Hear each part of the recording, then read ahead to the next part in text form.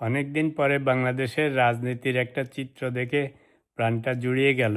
সেটা হচ্ছে আমাদের নয়া প্রধানমন্ত্রী তারেক রহমান সাহেব জামায়াতে ইসলামীর ইফতারের আয়োজনে শামিল হয়েছেন। কি সুন্দর বসে দুই নেতা মুনাজাত করতেছে, তারপর একসাথে ইফতার খাচ্ছে, সবাই খুব মজা করতেছে, গপ্পসপ্প করতেছে। এই সুন্দর দৃশ্য মনে হয় গত ২০-৩০ বছরে আমরা দেখি নাই যে একটা সিটিং প্রাইম মিনিস্টার বিরোধী দলের সাথে ইফতার পার্টিতে যোগ দিচ্ছে, একসাথে ইফতার খাচ্ছে, দোয়া করতেছে। সাথে আবার একটা ক্লিপ দেখলাম আমাদের সালাউদ্দিন আহমেদ সাহেব, যে আবার এনসিপিতেও একটু কথা বলে এসছে ওদের ১ বছর পূর্ণতা উপলক্ষে।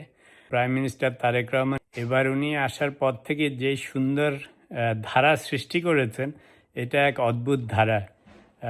আমরা তো পশ্চিমা বিশ্বে অনেক বছর বসবাস করতেছি, আমরা দেখে কিছুটা অভ্যস্ত এখানে, কিন্তু বাংলাদেশে তো এই দৃশ্য দেখা যায় না।